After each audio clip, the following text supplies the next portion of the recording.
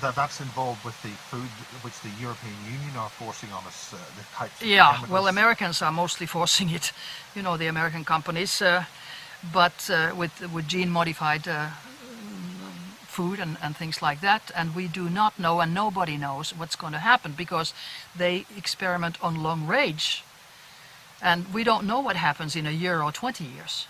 Just like we don't know what happens, except we start knowing now, what happens with mobile phones in 20 years. You know, they cause brain tumors and blindness and deafness and cancer and whatever. It's totally known.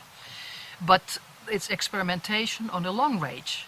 Do you think that those frequencies and those devices are specifically selected to test on us? Do you think they're changing the species, or trying to kill us, or change us, or whatever? Well, at least they're making us very sick. And since the goal that I have read of the elite, if I can use that word, is to diminish our population on planet Earth by at least 2/3, maybe even 5 billion. So that's very negative. Can you explore that more? I mean, we're facing this new disease which is coming out, the swine flu. Oh, that's just rubbish. I mean, that is really rubbish. You know, it's not the swine flu that's dangerous, it's the injections. Because it's supposedly, it's not only swine, but it is human virus mixed with swine virus, mixed with bird virus. And of course, behind the whole thing is to diminish world population, because it's very toxic, and to get milliards and milliards and milliards into the pockets of those who put them out. Rumsfeld is an owner also in one of the big drug companies. And since they want to diminish the population, so they start saying that children and pregnant women are the first ones. Eliminate the next generation. So you've been trying to alert certain governments about this?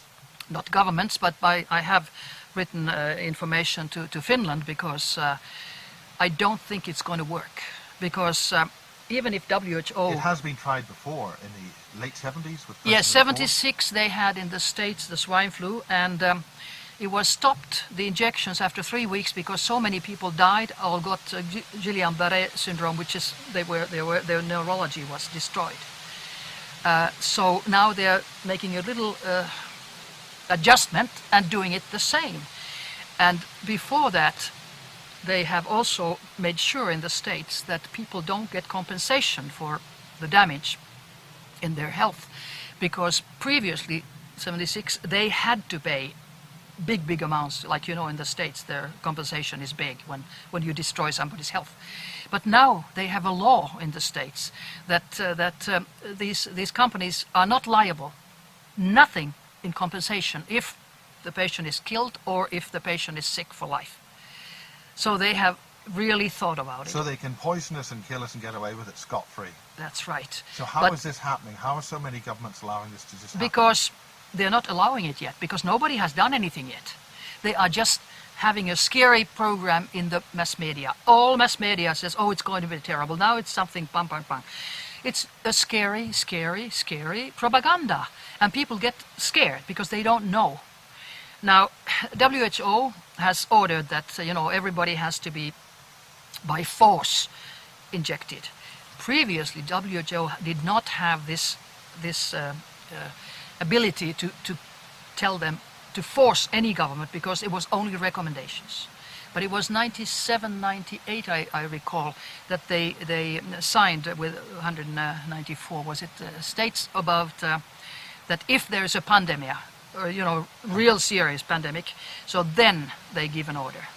Now, in the beginning already, in the beginning of June, WHO said pandemic 6, that's the highest. Now, go to any country in the world, people are not sick. There are not millions in swine influenza. So this was just done to force people and prepare the governments to give injections by force. But it's not going to work. I don't think Norway is going to do it. So do you think the figures released by the World Health Organization are actually false? Or of course they are. Of course. But you have to remember, why do they do this? Always remember who benefits. Who benefits? They have been forced, in my mind, to do this. And by whom? Big Pharma. Big Pharma which is, deals with the world population and the world money and all this. It's milliards.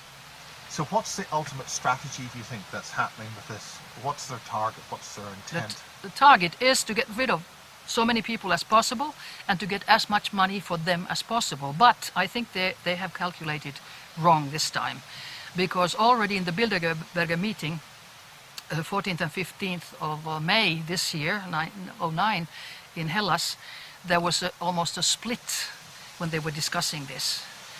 And I can well imagine that people normally, attending, do not always agree with Mr. Kissinger's plan to eliminate a great deal of world population. And now, for instance, yesterday, the Finnish government made a decision, changed laws, which is very interesting, changed laws that swine influenza is not anymore on the list of being a dangerous, serious, contaminating disease. And that means that, of course, then people have to pay for themselves. It's a money question too. But in my mind, of course, this is a legal question for the lawyers. But in my mind, if something is not a dangerous, contaminations disease, you cannot be forced to take an injection, right? So I think they were very, very smart. Also, I just read that from the Folk Institute of Health in Norway, that director had said that there has never been many meaning to force people to take, but they can take an injection, and I hope nobody does, especially not children, especially not pregnant women, and actually nobody.